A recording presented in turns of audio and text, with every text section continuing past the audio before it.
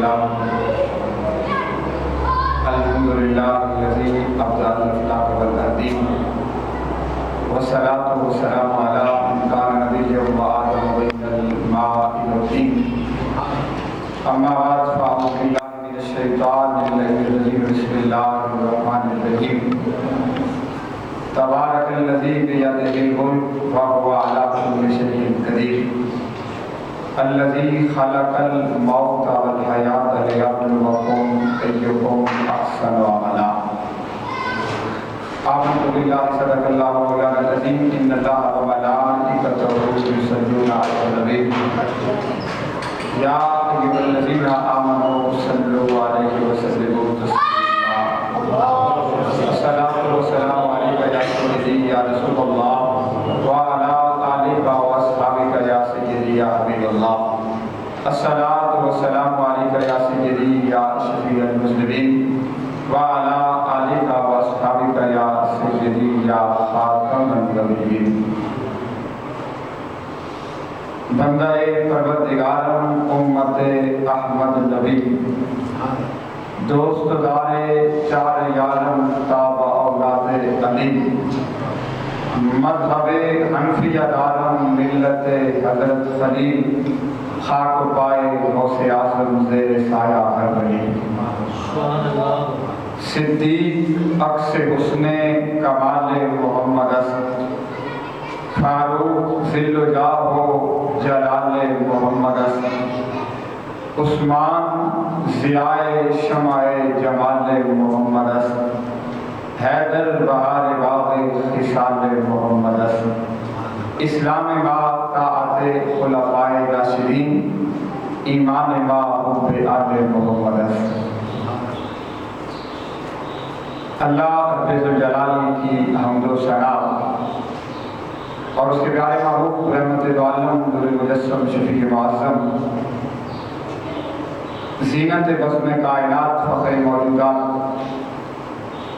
جامع کائنات جامع جہان کائنات باعث وجہ تخلیق کائنات جناب عبداللہ کے جان سید آمینہ سلام اللہ علیہ کا اعلان سیدہ کائنات کے بابا امام حسن اور امام حسین رضی اللہ تعالی عنہما کے نانا جان امت کے غمخوار محبوب پروردگار اور ختم نبوت کے دامدار ہم سب کے آقا اور مولا ہم سب کے ملجا اور بابا ہم سب کے ہادی اور مرشد ہم سب کے رہبر اور رہنما اور ہم سب کے شفیع روز جزا احمد مصطفیٰ جناب محمد مصطفیٰ صلی اللہ علیہ وآلہ وصحبہ مبارک وسلم کی پاک بلند عزت و رفعت و شان والی بارگاہ میں ہدیہ درود و سلام عرض کر لینے کے بعد انتہائی عزت و تکریم و تعظیم کے لائق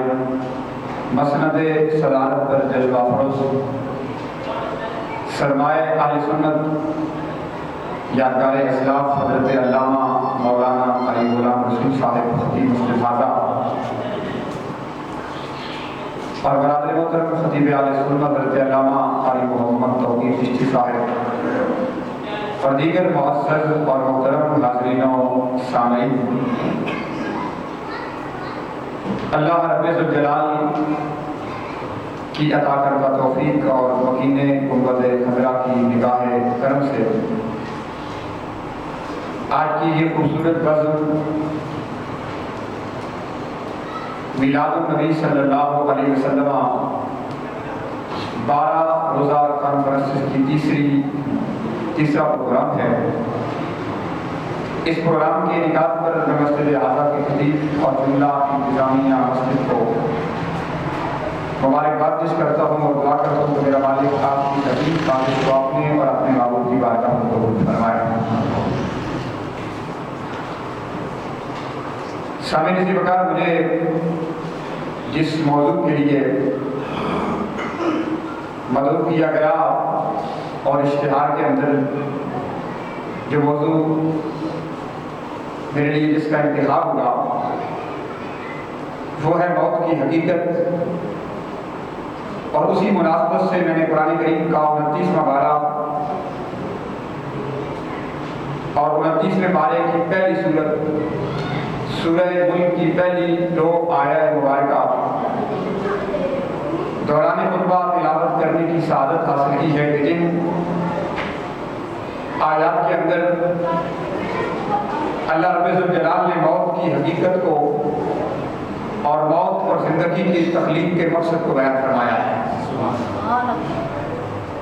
اور یہ وہ صورت ہے، اس کی عظمت کو سماعت کیجیے کہ یہ قرآن کی کون سی صورت ہے کہ جس کے بارے میں امام الانبیاء نے فرمایا کہ سورہ ملک قرآن کی وہ صورت ہے کہ میرے جس غلام کو میرے جس کلمہ پڑھنے والے نے اپنے دل کے اندر اسے محفوظ کر لیا اور نماز عشاء کے بعد اس کا معمول بن گیا کہ وہ اس کی تلاوت کرتا رہتا ہے.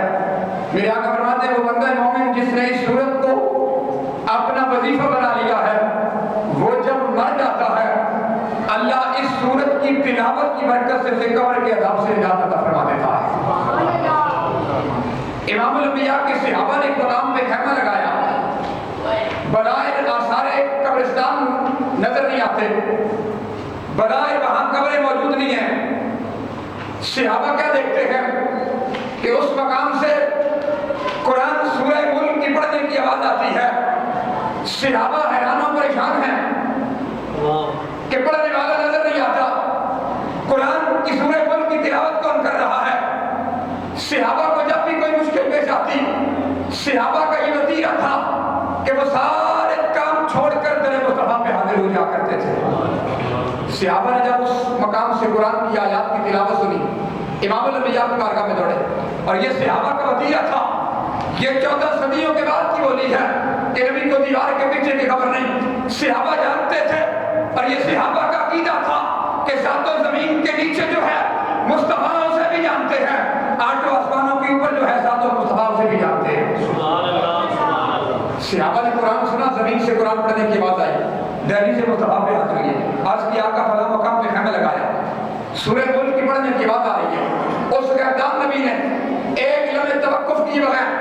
میرے آقا نے یہ نہیں کہا میرے صحابہ میں نہیں جانتا وہاں کیا ہوا، کہاں سے قرآن پڑھنے کی آواز آ رہی ہے. اور یہی مشورہ گلے کے تاجدار نصیر ملت نے دیا تھا کہ حضور کی امت کو گمراہ مت کر، غیب اور حاضر و ناظر کے مسئلے میں مت الجھا. کیوں کہ حاضر و ناظر نور و بشر غیب کو چھوڑ، شکر کر وہ تیرے عیبوں کو چھپائے ہوئے ہیں. تو 14 صدیوں کے بعد ابھی امت کو اس مسئلے میں الجھا رہا ہے کہ نبی تیرا سلام سنتے ہیں یا نہیں سنتے، حضور حاضر و ناظر ہیں یا نہیں، وہ قبر میں زندہ ہیں یا نہیں. حضور نصیر ملت فرماتے ہیں اس بات کو چھوڑ، میری بات سن کہ حاضر و ناظر نور و بشر غیب کو چھوڑ، شکر کر وہ تیرے عیبوں کو چھپائے ہوئے ہیں. صحابہ دہلی سے مصطفیٰ پہ حاضر ہو کے کہتے ہیں آقا خیمہ لگایا، قرآن پڑھنے کی آواز آ رہی ہے، سورہ ملک کی آیات کی کوئی تلاوت کر رہا ہے. خیمدان نبی نے ایک لمحہ توقف کیے بغیر، میرے آقا نے کیا کہا، میرے صحابہ اس مقام پر میرے غلام کی قبر ہے جس مقام پر تم نے خیمہ لگایا، اور میرے اس غلام کا معمول یہ تھا کہ وہ اپنی زندگی میں عشاء پڑھنے کے بعد اس سورت کی تلاوت کیا کرتا تھا. اللہ نے آج اسے قبر میں یہ توفیق دی کہ وہ سورہ ملک کی تلاوت کر رہا ہے. پتہ چلا کہ اگر قرآن سے اپنا تعلق مضبوط کر لیا جائے، قرآن کے ساتھ اپنا ناطہ مضبوط کر لیا جائے، اور قرآن کے ساتھ اگر تیرا تعلق پکا ہے تو رب کی عزت کی قسم ہے قرآن تیری قبر میں اجالے کا سبب بن جائے گا، قرآن تیری قبر کی روشنی کا سامان بن جائے گا. اور یہاں پر ایک اور روایت سناتا ہے، حضرت یاسر امام الانبیاء کی امت کی ولی ہے، وہ بہت زیادہ قرآن پڑھتے تھے اور قرآن کے ساتھ اتنی محبت تھی کہ حضرت یاسر رات کو بھی قرآن پڑھتے تھے، صبح کو بھی قرآن پڑھتے تھے، شام ہو تو قرآن پڑھتے تھے، صبح ہو تو قرآن پڑھتے تھے. حضرت یاسر سفر میں ہو تو قرآن پڑھتے تھے، حضر کے اندر ہو تو قرآن پڑھتے تھے. ایک دن قرآن پڑھتے پڑھتے جناب حضرت یاسر کی آنکھ لگتی ہے، مقدر کا ستارہ جاگا خواب میں زارا کے بابا کی جلوہ گری ہو جاتی ہے. امام الانبیاء خواب میں تشریف لے آتے، فرمایا یاسر تو نے قرآن سے بڑی محبت کی ہے، تو نے قرآن کے ساتھ اپنا تعلق مضبوط رکھا ہے، ذرا ان لبوں کو قریب کر جن لبوں سے تو قرآن پڑھتا، میں مصطفیٰ لبوں کا بوسہ لینا چاہتا ہوں. پتہ چلا کہ امام الانبیاء اس غلام سے پیار کرتے ہیں جو قرآن سے پیار کرتا ہے. اور میرے آقا نے کہا تھا میرا کلمہ پڑھنے والوں قرآن پڑھا کرو، اقرأ القرآن فإنه يأتي يوم القيامة شفيعا لأصحابه. اے میرا کلمہ پڑھنے والوں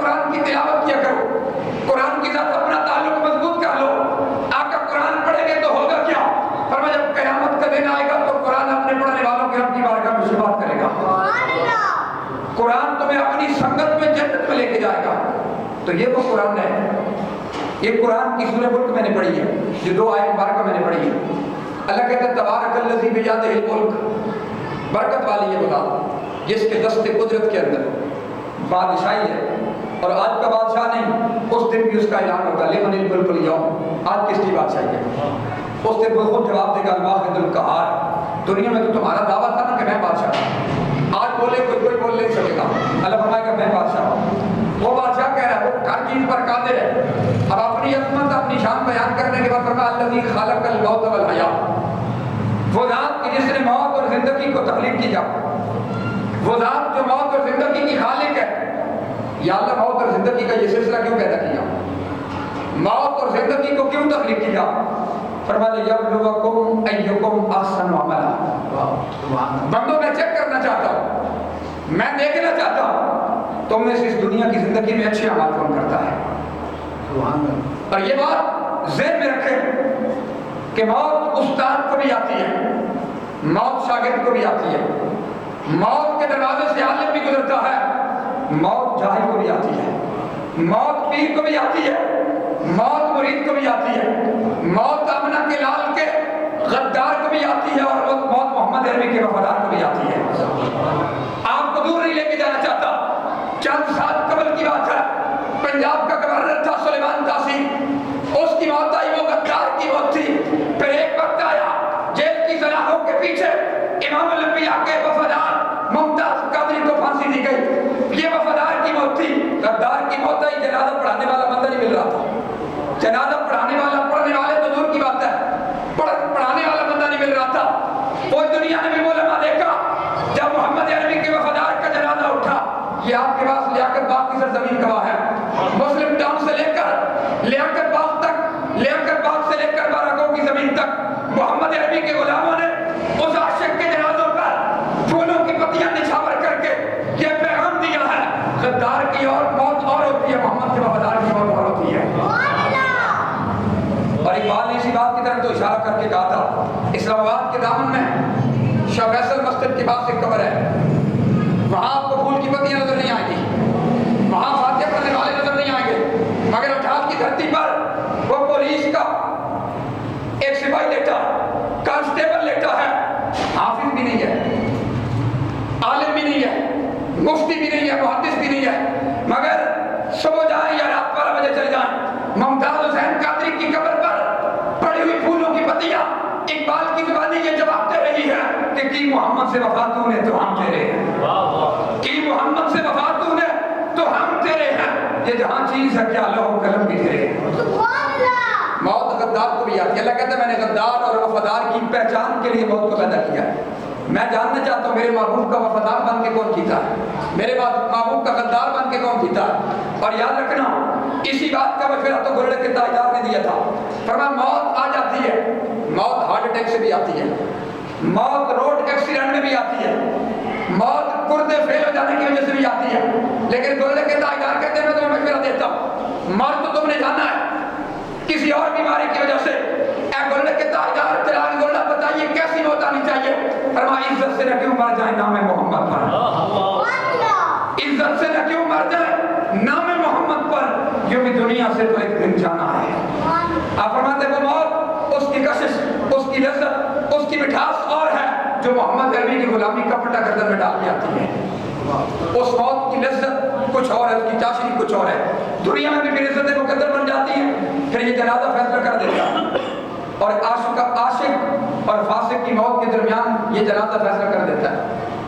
اگر آپ دور مت جائیے، سلمان تحصیل کا جنازہ بھی دیکھیے، ممتاز قادری کا جنازہ بھی دیکھیے، ممتاز قادری کی قبر آج بھی پکار پکار کے کہہ رہی ہے اگر دنیا میں بھی عزت چاہتے ہو، قبر میں امام الانبیاء کی پہچان چاہتے ہو، حشر میں تاجدار کائنات کی شفاعت چاہتے ہو، تو ایک ہی حل ہے، محمد عربی کی غلامی کا پٹا گردن میں ڈال کے مرنا ہے۔ یہ ایسی موت ہے جو دنیا میں بھی عزت کا سبب بنتی ہے، اور صرف اس مرنے والے کے لیے نہیں پورے خاندان کے لیے عزت کا سبب بن جاتی ہے۔ ایک وہ درویش لاہور میں لیٹا ہے جسے دنیا غازی علم الدین کے نام سے جانتی ہے، لاہور میں جو سکون داتا علی بہری کے قدموں میں ملتا ہے نا، وہی سکون ترکھانوں کے اس بیٹے کی قبر پہ ملتا ہے، وہی پھولوں کی پتیاں جو داتا علی بہری کی قبر پہ نظر آتی ہیں، وہی پھولوں کی پتیاں اس ترکھان کے بیٹے کی قبر پہ بھی نظر آتی ہیں، وہی قرآن پڑھنے والوں کی قطاریں داتا علی اجمیری کے قدموں پہ بھی نظر آتی ہیں، وہی درود و سلام پڑھنے والوں کی قطاریں غازی علم الدین کی قبر پہ بھی نظر آتی ہیں۔ غازی علم الدین پکار پکار کے تمہیں ایک ہی بات کہہ رہا ہے، دنیا والوں میں تمہیں بتانا چاہتا ہوں، میں نے تو قرآن دیکھ کے بھی نہیں پڑھا تھا، دیکھ کے بھی غازی علم الدین قرآن پڑھا ہوا تھا، لیکن جب پیر میرے علی شاہ صاحب رحمۃ اللہ تعالیٰ علیہ اور پیر سید جماعت علی شاہ صاحب آپ جب گئے نا ملنے کے لیے جیل میں، تو انہوں نے کہا علم الدین ہم تجھے سورہ یوسف نہ سنا، جناب یوسف نے بھی قید کاٹی، اب تجھے سورہ یوسف سناتے ہیں۔ تو پیر جماعت علی شاہ صاحب نے سورہ یوسف کی تلاوت شروع کی، بوڑھے سید تھے، قرآن پڑھا، درمیان میں نا زبان پہ کچھ لفظ نہیں آئے، رک گئے، جس نے قرآن دیکھ کے بھی نہیں پڑھا ہوا تھا اس نے لقمہ دیا، سیداتوں کی چیخیں نکلی، پیر جماعت علی شاہ صاحب اور پیر میرے شاہ صاحب نے کہا علم الدین تو نے تو قرآن دیکھ کے بھی نہیں پڑھا تھا، ہماری غلطیاں کیسے نکال رہا ہے؟ غازی علم الدین کی چیخیں نکلی، کہنے لگا پیر میرے علی شاہ صاحب اس رات کو راز رہنے دیجیے۔ جب سیداتوں نے اصرار کیا تو غازی علم الدین نے کہا آپ نے قرآن پھٹے پہ بیٹھ کے استاد سے پڑھا ہے، مجھے زارا کے بابا نے خدا کے پڑھایا ہے۔ تو جو غلامی کا پٹا گردن میں ڈال دیتے ہیں نا، کسی کو مصطفیٰ بلا کے نوازتے اور کسی کے گھر کے نوازتے ہیں۔ وہ جو قرآن جس نے دیکھ کے نہیں پڑھا تھا وہ قرآن میں لقمہ دے رہا تھا۔ تو یہ محمد عربی کی غلامی ہے جو اتنی عزت دے دیتی ہے، اتنا عروج دے دیتی ہے۔ اور کلندر لاہوری مصور پاکستان ڈاکٹر اقبال غازی علم الدین کو قبر میں اتارنے کے بعد غازی علم الدین کے کفن کے بند کھول کے اقبال نے کہا علم الدین میں نے تیری وصیت پوری کر دی، تجھے انگریزوں نے لواسوں کے قبرستان میں دفن کیا، میں شخصی ضمانت پر تجھے لاہور لے آیا، میری ایک وصیت ہے، میں نے تیری وصیت پوری کر دی ہے۔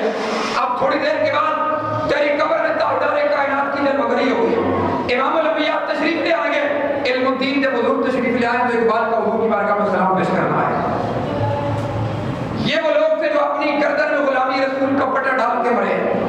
حضور کی محبت میں جنہیں موت آئی ہے۔ اور اقبال جب قبر سے نکلا نا علم الدین کو قبر میں اتار کر، اقبال کے جسم پہ لرزہ طاری تھا، اقبال کانپ رہا تھا۔ لوگوں نے پوچھا اقبال لرزہ کیوں طاری ہے تیرے جسم پر، کانپ کیوں رہا، آپ کو میں آنسو کیسے ہیں؟ تو اقبال تڑپ کے جواب دیتا تھا، اقبال کہتا میں علامہ ضرور تھا، میں ڈاکٹر ضرور تھا، پی ایچ ڈی ضرور ہوں، لیکن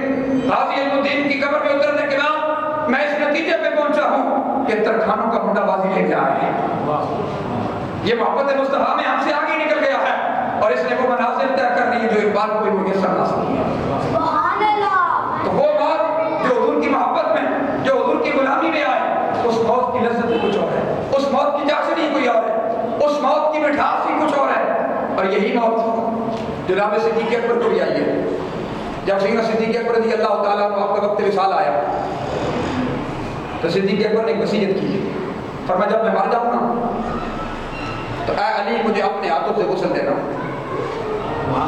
آج یہ صحابہ اور اہل بیت کو نزاع بنا کے امت کے سامنے پیش کیا جا رہا ہے،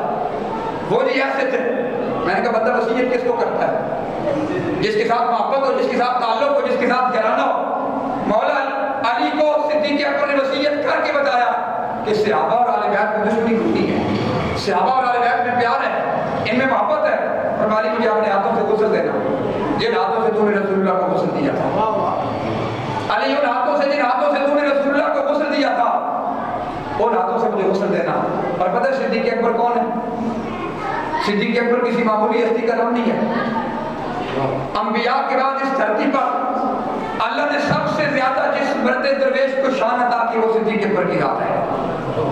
اور میرے آقا فرمایا کرتے تھے کہ میں نے 100 کے احسانوں کا بدلہ دے دیا، ایک میرا یار صدیق ہے جس کے احسانوں کا بدلہ میں محمد کے ذمہ باقی ہے۔ عمر نے جو احسان کیے میں نے عمر کے احسانوں کا بدلہ دے دیا، جو عثمان نے مال دے کر اسلام پر مجھ پر احسان کیے میں نے عثمان کے احسانوں کا بدلہ دے دیا، جو علی نے احسان کیے میں نے بدلہ دے دیا،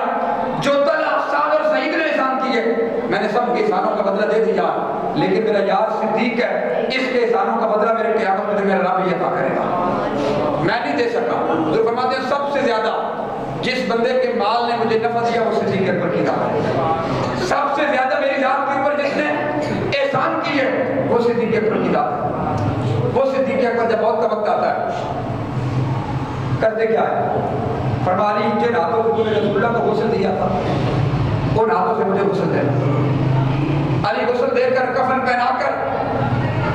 میری چارپائی کو جنازہ پڑھنے کے بعد امام الانبیاء کے روضہ مطہرہ کے سامنے لے جانا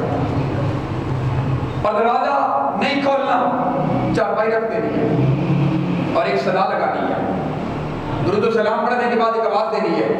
اور وہ آواز کیا دینی ہے؟ آقا باہر والا ساتھی آ گیا ہے۔ اگر دروازہ کھل جائے تو مجھے امام الانبیاء کے پہلو میں دفن کر دینا، اگر جناب دروازہ نہ کھلے تو مجھے جنت البقیع جہاں عام صحابہ دیگر صحابہ لیٹے، سیدہ طیبہ طاہرہ جناب فاطمہ الزہرا لیٹی ہیں، وہاں مجھے دفن کر دینا۔ امام الانبیاء کے غلام صدیق اکبر کی وصیت کے مطابق مولا علی نے صدیق اکبر کے وصال کے بعد غسل دیا، کفن پہنا کر جنازہ ادا کرنے کے بعد، جنازہ پڑھنے کے بعد جب وہ چارپائی صدیق اکبر کی لے کے نا جنت البقیع کے بجائے وہ جنازہ جب امام الانبیاء کے روضے کی طرف چلنے لگا، تاریخ اٹھا کے آپ دیکھ لیں، ایک صحابی نے بھی اعتراض نہیں کدھر جا رہے ہیں، ایک صحابی نے بھی اعتراض نہیں کیا، بڑی معتمد ہے روایت کر رہا ہوں، ایک صحابی نے بھی یہ کہا علی کیا کر رہے ہو آپ دفن وہاں کر کدھر لے کے جا رہے ہو؟ وہ جانتے تھے کہ یہ آقا اور مولا غلام کا اور آقا کا آپس میں تعلق ہے، اور صحابہ کا عقیدہ تھا کہ جو صدیق اکبر کو حضور سے محبت ہے دروازہ خود کھولے گا، یہ صحابہ کا نظریہ تھا۔ جنازہ رکھا گیا امام الانبیاء کے روضہ مطہرہ کے سامنے، امام جلال الدین سیوطی خصائص کبریٰ میں کرتے ہیں اس روایت کو لکھتے ہیں، اور امام جلال الدین سیوطی کوئی چھوٹا عالم نہیں ہے جس کے بارے میں حضور سید اعلیٰ فرماتے ہیں جنہیں 75 بار جاگتے ہوئے امام الانبیاء کا دیدار نصیب ہوا ہے۔ اتنے بڑے عالم نے اس روایت کو لکھا ہے کہ جب صدیق اکبر کا جنازہ امام الانبیاء کے روضہ مطہرہ کے سامنے رکھا گیا، صحابہ نے آواز لگائی، آقا باہر والا ساتھی آ گیا ہے۔ اب دو روایتیں میری نظر سے گزری ہیں، دونوں روایتوں کے لفظ مختلف ہیں۔ ایک روایت یہ ہے کہ جب جنازہ رکھا گیا صحابہ نے درود و سلام کی صدا بلند کی، امام الانبیاء کی قبر انور سے پہلی آواز یہ آئی کہ ضمم الحبیب الی الحبیب، دوسری آواز یہ کہ ادخل الحبیب الی الحبیب، اے صحابہ جلدی کرو یار کو یار کے پہلو میں دفن کرتا ہوں۔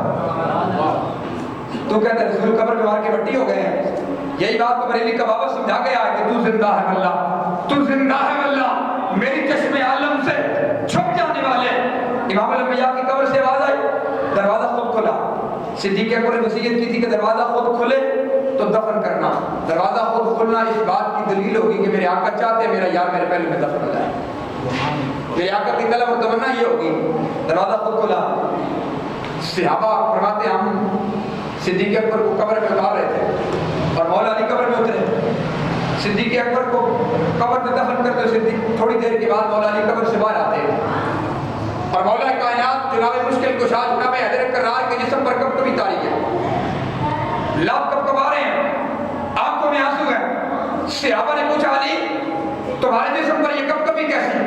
تمہارے جسم پر آنکھوں میں آنسو کیسے، کب کباٹ کیسی؟ فرمایا میں نے قبر میں عجیب منظر دیکھا ہے، جب میں صدیق اکبر کو قبر میں دفن کرنے کے لیے قبر کی مٹی برابر کر رہا تھا تو امام الانبیاء کا مبارک ہاتھ قبر سے باہر نکل آیا تھا،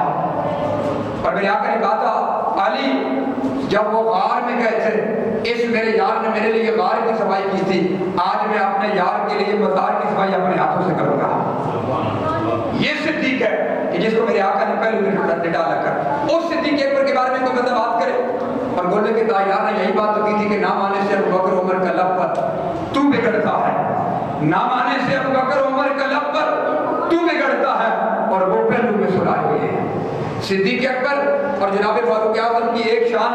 آج بھی دنیا کے سامنے ہے کہ میرے آقا نے صدیق اور عمر کو آج بھی اپنے پہلو میں لٹا کے رکھا ہوا ہے۔ یہ وہ لوگ تھے کہ جن کے دفن کے اندر امام الانبیاء شریک ہوئے، جن کے دفن کے اندر امام الانبیاء نے خود شرکت کی، یہ اس دور کے لوگ تھے۔ اور اگر مرنے والا کوئی بات کا بندہ ہو، آخری روایت اور بات ختم، یہ وہ لوگ تھے جو میرے آقا کے صحابی تھے، اگر بات کے کچھ لوگ ہو نا تو میرے آقا ان کے جنازوں میں آتے ہیں۔ یہ روایت میں عرض کر لگوں تقریباً 3 کتب کے اندر یہ روایت موجود ہے کہ 2 بھائی تھے،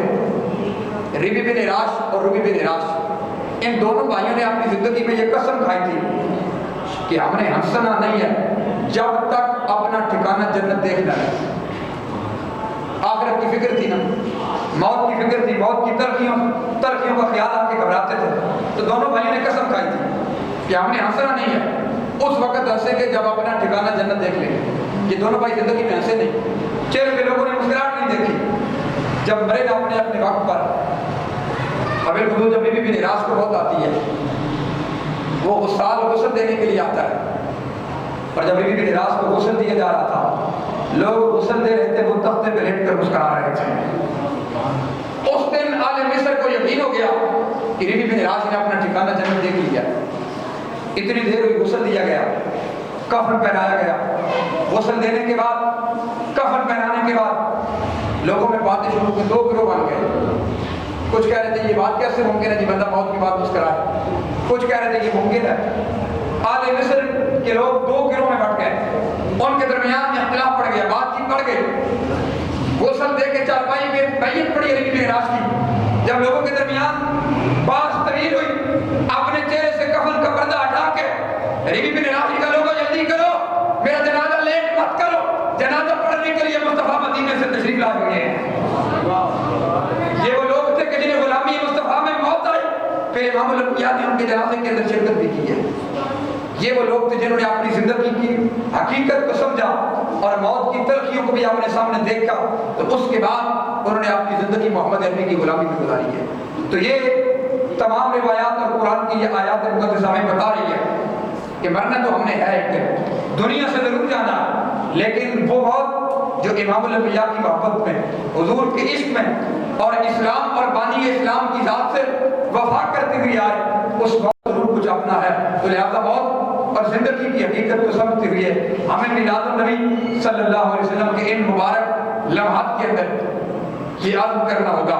कि अगर हमारी जान की ज़रूरत इस्लाम को बढ़ जाती है, तो हमें याद करना होगा कि इस्लाम की खातिर हम नहीं जाने आते हैं। हमें याद करना होगा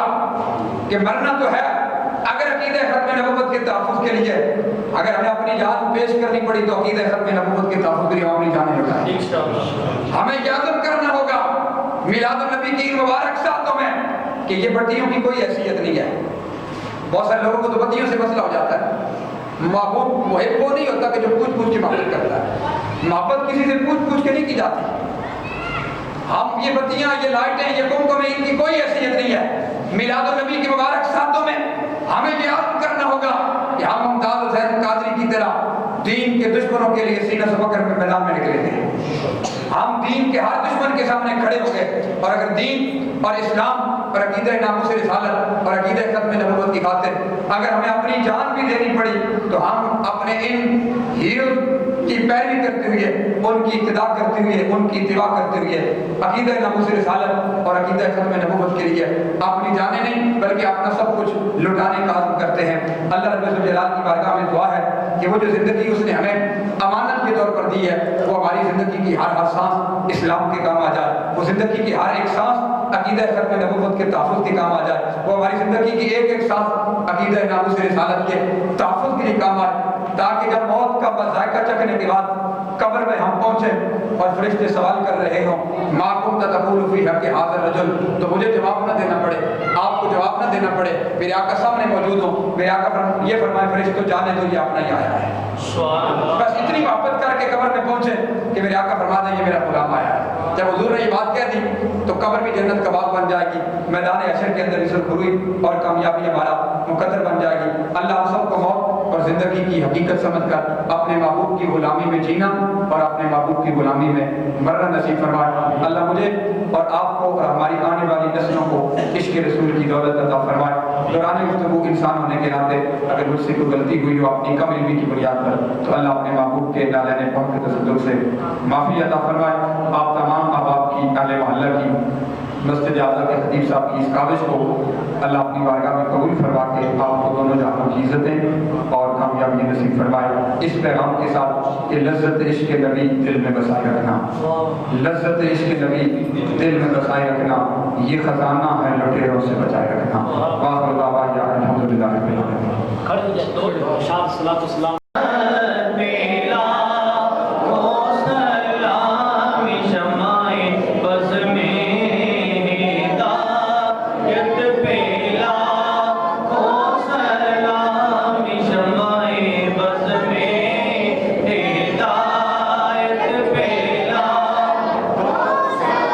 डाल दी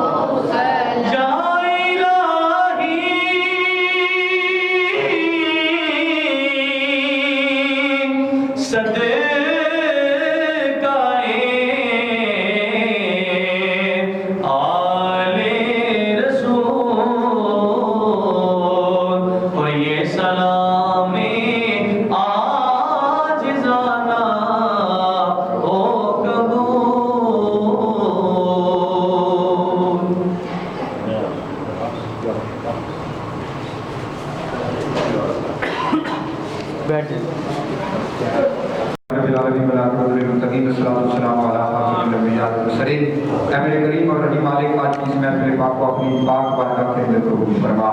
یا اللہ ذکر مصطفیٰ کی برکت سے، میلاد مصطفیٰ کی پاکیزہ گھڑیوں کی برکت سے یا اللہ ہمارے سابقہ تمام گناہوں کو معاف فرما۔